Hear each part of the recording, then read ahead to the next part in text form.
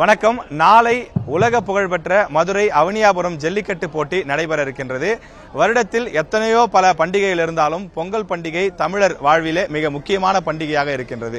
இந்த பொங்கல் பண்டிகையை ஒட்டி மதுரையில் நடைபெறக்கூடிய அவனியாபுரம், பாலமேடு மற்றும் அங்கு நடக்கக்கூடிய அலங்காநல்லூர் ஜல்லிக்கட்டு, இந்த 3 ஜல்லிக்கட்டுகளும் மிக முக்கியமான ஜல்லிக்கட்டுகளாக இருக்கிறது.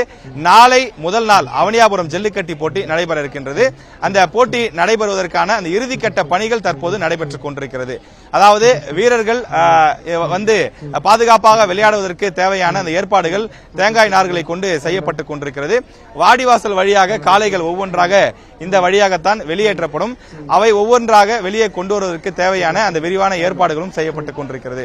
வரக்கூடிய சிறப்பு விருந்தினர்கள் அமர்வதற்கான மேடை, நடுவர் உட்பட மற்ற பொதுமக்கள் அமர்வதற்கான மேடை, அதே போல பத்திரிகையாளர்கள் அமர்வதற்கான மேடை என்று தனித்தனியாக ஏராளமான மேடைகள் ஏற்பாடு செய்யப்பட்டிருக்கிறது. தற்போதே நாம் பார்க்கின்றோம், ஏராளமான வருங்கால ஜல்லிக்கட்டு இளைஞர்கள் இங்கே குவிந்திருக்கிறார்கள். அவர்கள் மிகுந்த ஆர்வத்தோடு கடந்த 2 நாட்களாக அவர்கள் ஒரு ஜல்லிக்கட்டு போட்டியை நடத்தி காளைகள் போல அவர்களே நடித்து பரிசுகள் வழங்குவது போலவும் மைக்கிலே அனௌன்ஸ்மெண்ட், இந்த அறிவிப்புகள் செய்வது போலவும் செய்து கொண்டிருக்கிறார்கள். நம்மை காட்டிலும் இந்த இளைஞர்கள், குழந்தைகள் பட்டாலும் மிகுந்த ஆர்வத்தோடு இங்கு இருப்பதையும் பார்க்க முடிகிறது. மற்றொரு புறம் அவனியாபுரத்தை பொறுத்தவரையிலே முதல் பரிசு பெறக்கூடியவர்களுக்கு கார் மற்றும் டிராக்டர் கொடுப்பதற்கான அந்த ஏற்பாடுகள் செய்யப்பட்டிருக்கிறது. இது தவிர ஆயிரக்கணக்கான பரிசுகள் கொண்டு வந்து குவிக்கப்பட்டிருக்கிறது. நாளைய தினம் சிறந்த காளைகள், சிறந்த வீரர்களாக தேர்வு செய்யப்படுபவர்களுக்கு அதிகமான பரிசுகள் கொடுப்பதற்கான அந்த முன்னேற்பாட்டு பணிகள் நடைபெற்றுக் கொண்டிருக்கிறது. ஒவ்வொரு ஆண்டும் ஜல்லிக்கட்டு என்பது இன்னும் கூடுதல் மகிழ்ச்சியாக, இன்னும் கூடுதல் பாரம்பரியத்தை மீட்டெடுக்கக்கூடிய வகையிலே மிகுந்த உற்சாகத்தோடு கொண்டாடப்படுவதை நாம் பார்க்கின்றோம். மதுரையிலே, குறிப்பாக அவனியாபுரத்தில் நடைபெறக்கூடிய ஜல்லிக்கட்டை பார்ப்பதற்கு உலகம் முழுவதும் ரசிகர்கள் இருக்கிறார்கள். தொலைக்காட்சி வாயிலாக லட்சக்கணக்கான, கோடிக்கணக்கான மக்கள் கண்டு ரசிக்கிறார்கள். இது தவிர நேரில் வந்து பார்ப்பதற்கும் ஆயிரக்கணக்கானவர்கள் குவிவது, மதுரைக்கு வருவது வழக்கம். எனவே இந்த ஆண்டும் சற்றும் அந்த உற்சாகம் குறையாமல் பலரும் மதுரையை நோக்கி குவிந்து வருவதை காண முடிகின்றது. நாளை காலை எப்போது விடியும், எப்போது இந்த போட்டிகள் ஆரம்பிக்கும் என்று பலரும் மிகுந்த எதிர்பார்ப்போடு காத்துக் கொண்டிருக்கிறார்கள். நாளை காலை 6 மணிக்கே இந்த போட்டிக்கான அனைத்து ஏற்பாடுகளும் செய்யப்பட்டு 7 மணியிலிருந்து நிகழ்ச்சிகள் தீவிரமாக நடைபெறும்.